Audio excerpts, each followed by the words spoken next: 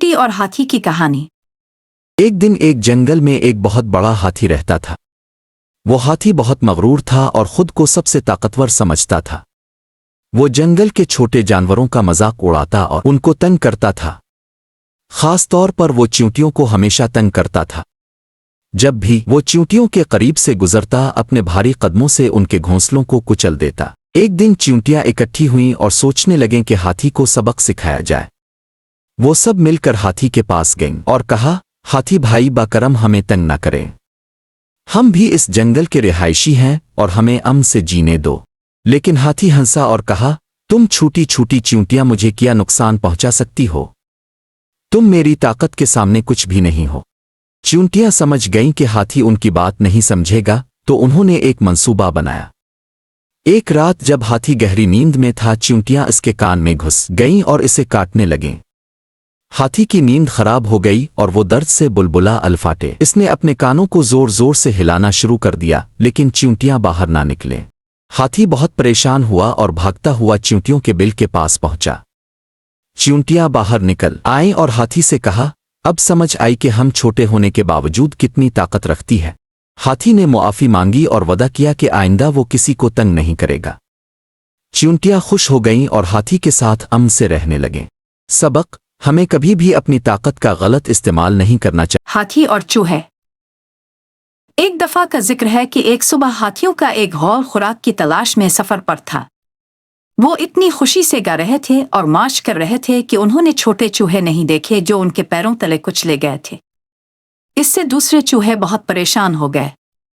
انہوں نے ایک میٹنگ کی اور ان کے لیڈر نے فیصلہ کیا کہ یہ ہاتھیوں سے بات کرے گا اور انہیں مسئلہ کے بارے میں بتائے گا۔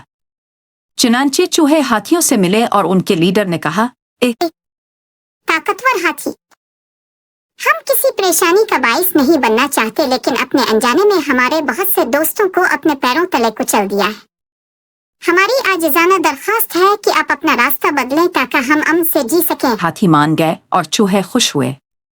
بدلے میں چوہوں نے وعدہ کیا کہ جب ہاتھیوں کو ان کی ضرورت ہوگی تو وہ ان کی مدد کریں گے۔ یہ سن کر ہاتھی ہنس پڑے اور ایک دوسرے سے کہنے لگے کہ ان جیسے چھوٹے چوہے ہم جیسے بڑے جانوروں کی مدد کیسے کر سکتے ہیں۔ کچھ دنوں بعد ہاتھی اپنے سفر پر روانہ ہو گئے۔ راستے میں وہ شکاری کے جال میں پھنس گئے۔ انہوں نے بہت کوشش کی لیکن خود کو آزاد نہ کر سکے۔ انہوں نے زور زور سے شور مچایا۔ جب چوہوں نے شور سنا تو سمجھ گئے کہ ہاتھی خطرے میں ہیں اور تیزی سے ان کی مدد کے لیے دوڑے۔ تمام چوہوں نے جال کو کاٹ کر ٹکڑے ٹکڑے کر دیا اور اس طرح سے ہاتھیوں کو آزاد کر دیا۔ ہاتھیوں نے چوہوں کو بچانے پر شکریہ ادا کیا۔ اس کے بعد سے چوہے اور ہاتھی اچھے دوست بن گئے اور ہمیشہ ایک دوسرے کی مدد کرتے رہے۔ اس کہانی کا اخلاقی سبق یہ ہے کہ ہم کسی کو اپنے سے چھوٹا نہ سمجھیں۔ ہر جاندار کی اپنی صلاحیتیں اور خوبیاں ہیں۔ ہمیں کبھی بھی ان کے ساتھ برا سلوک نہیں کرنا چاہیے اور نہ ہی اپنے آپ پر فخر کرنا چاہیے۔ دوسروں کے ساتھ شائستہ، نرم مزاج اور دوستانہ ہونا ضروری ہے۔ مزید برآں چوہے ہمیں یہ سکھاتے ہیں کہ ہمیں اپنے وعدوں کو کیسے پورا کرنا چاہیے اور ضرورت کے وقت ایک دوسرے کی مدد کرنی چاہیے۔ ہاتھی اور دوست۔ ایک دفعہ کا ذکر ہے کہ اکیلا ہاتھی جنگل میں دوستوں کی تلاش میں تھا، لیکن کوئی اس کا دوست نہیں بننا چاہتا تھا۔ بندر نے ہاتھی کا دوست بننے سے انکار کر دیا کیونکہ ہاتھی درختوں میں جھول نہیں سکتا تھا۔ خرگوش نے ہاتھی کو انکار کر دیا کیونکہ یہ اس کے گھر میں فٹ ہونے کے لیے بہت بڑا تھا۔ مینڈک نے ہاتھی کا دوست بننے سے انکار کر دیا کیونکہ وہ چھلانگ نہیں لگا سکتا تھا۔ ہر دوسرے جانور نے غریب ہاتھی کو نہیں کہا۔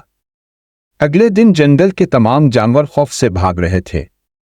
ہاتھی نے ایک ریچھ کو روکا جس نے کہا کہ شیر ان سب پر حملہ کر رہا ہے۔ ہاتھی نے بڑے اچھے طریقے سے شیر کو روکنے کو کہا، لیکن شیر نے ہاتھی سے کہا کہ وہ راستے سے ہٹ جائے۔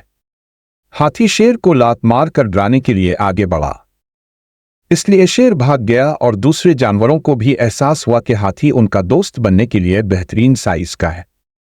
اس کہانی سے ہمیں یہ سبق ملتا ہے: دوست کسی بھی شکل کے، سائز اور خاندان کے ہو سکتے ہیں۔